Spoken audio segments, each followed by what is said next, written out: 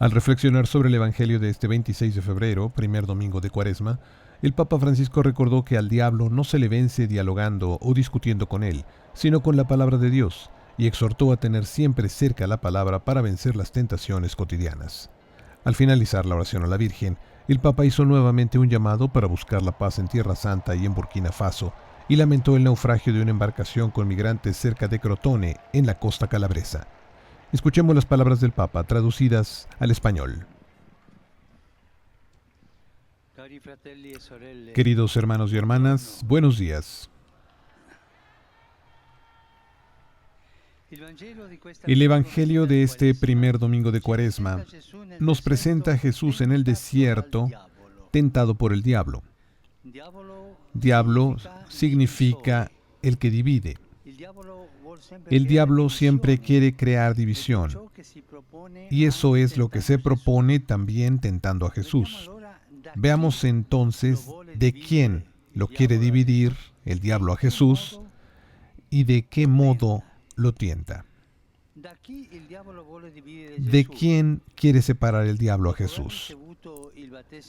Después de haber recibido el bautismo de Juan en el Jordán, Jesús había sido llamado por el Padre mi Hijo, el amado, y el Espíritu Santo había descendido sobre él en forma de paloma. El Evangelio nos presenta así las tres personas divinas unidas en el amor. Luego Jesús mismo dirá que ha venido al mundo a hacernos también a nosotros partícipes de la unidad que existe entre Él y el Padre. El diablo, en cambio, hace lo contrario. Entra en escena para dividir a Jesús del Padre y apartarlo de su misión de unidad por nosotros.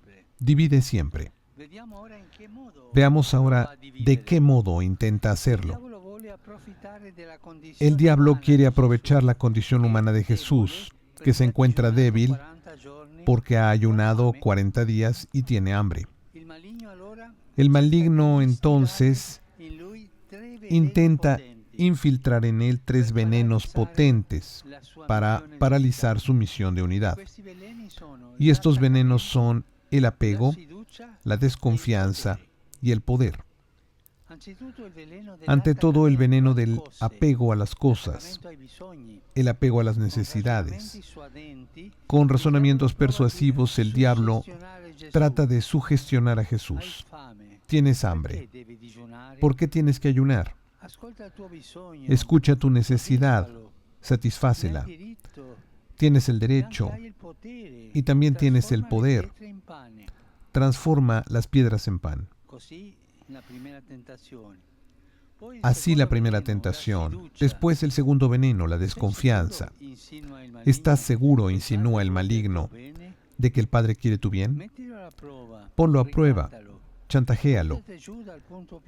Tírate desde el punto más alto del templo y haz que haga lo que tú quieres. Finalmente, el poder. A tu Padre no lo necesitas. ¿Por qué esperar sus dones? Sigue los criterios del mundo. Logra todo tú solo y serás poderoso. Las tres tentaciones de Jesús. Y también nosotros vivimos estas tres tentaciones siempre. Es terrible. Pero es precisamente así también para nosotros. El apego a las cosas, la desconfianza y la sed de poder. El apego a las cosas, la desconfianza y la sed de poder. Son tres tentaciones difundidas y peligrosas que el diablo usa para dividirnos del Padre y hacer que ya no nos sintamos hermanos y hermanas entre nosotros. Las usa para llevarnos a la soledad y a la desesperación. Esto es lo que quiere hacer el diablo. Esto es lo que quiere hacernos a nosotros, llevarnos a la desesperación. Pero Jesús vence las tentaciones. ¿Y cómo las vence? Evitando discutir con el diablo y respondiendo con la palabra de Dios. Esto es importante. Con el diablo no se discute, con el diablo no se dialoga. Jesús le hace frente con la palabra de Dios. Cita tres frases de la Escritura que hablan de libertad respecto a las cosas, de confianza y de servicio a Dios. Tres frases opuestas a las tentaciones. No dialoga nunca con el diablo, no negocia con él, sino que rechaza sus insinuaciones con las palabras benéficas de la Escritura. Es una invitación también para nosotros. Con el diablo no se discute, no se negocia, no se dialoga. No se le vence tratando con él. Es más fuerte que nosotros. Al diablo lo vencemos oponiéndole con fe la palabra divina. De esta forma Jesús nos enseña a defender la unidad con Dios y entre nosotros de los ataques del que divide. La palabra divina, que es la respuesta de Jesús a la tentación del diablo. Y nos preguntamos, ¿qué lugar tiene en mi vida la palabra de Dios? ¿Recurro a ella en mis luchas espirituales? Si tengo un vicio o una tentación recurrente, ¿por qué, haciéndome ayudar, no busco un versículo de la palabra de Dios que responda a ese vicio? Luego, cuando llega la tentación, lo recito, hago oración con él, confiando en la gracia de Cristo. Probemos. Nos ayudará. En las tentaciones nos ayudará mucho porque entre las voces que se agitan dentro de nosotros resonará esa benéfica voz de la palabra de Dios. Que María, que acogió la palabra y con su humildad derrotó la soberbia del que divide, nos acompañe en la lucha espiritual de la Cuaresma.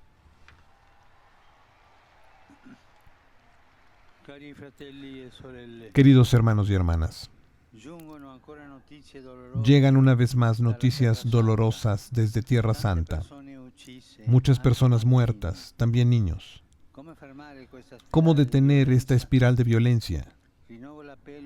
Renuevo el llamado a actuar de modo que el diálogo prevalezca sobre el odio y sobre la venganza. Y ruego a Dios por los palestinos y los israelíes, para que encuentren el camino de la fraternidad y de la paz con la ayuda de la comunidad internacional. Estoy muy preocupado también por la situación en Burkina Faso, donde continúan los ataques terroristas. Invito a orar por la población de ese querido país, para que las violencias sufridas no hagan que se pierda la confianza en el camino de la democracia, de la justicia y de la paz. Esta mañana me enteré con dolor del naufragio ocurrido en la costa calabresa, cerca de Crotone. Ya se han recuperado 40 muertos, entre ellos muchos niños. Pido por cada uno de ellos, por los desaparecidos y por los otros migrantes supervivientes. Agradezco a cuantos los han socorrido y a quienes les están dando acogida. Que la Virgen sostenga a estos hermanos y hermanas nuestros. Y no olvidemos la tragedia de la guerra en Ucrania. Ya se ha cumplido un año de guerra. Y no olvidemos el dolor de los pueblos sirio y turco por el terremoto. Saludo a la Asociación Italiana de Donantes de Órganos, que celebra el 50º aniversario de fundación. Les agradezco su compromiso de solidaridad social y los exhorto a seguir promoviendo la vida a través de la donación de órganos. Un saludo especial además a todos los que han venido con ocasión del Día de las Enfermedades Raras, que será pasado mañana. Renuevo mi apoyo a las asociaciones de los enfermos y a sus familiares. Que no les falte especialmente a los niños nuestra cercanía para hacerles sentir el amor y la ternura de Dios.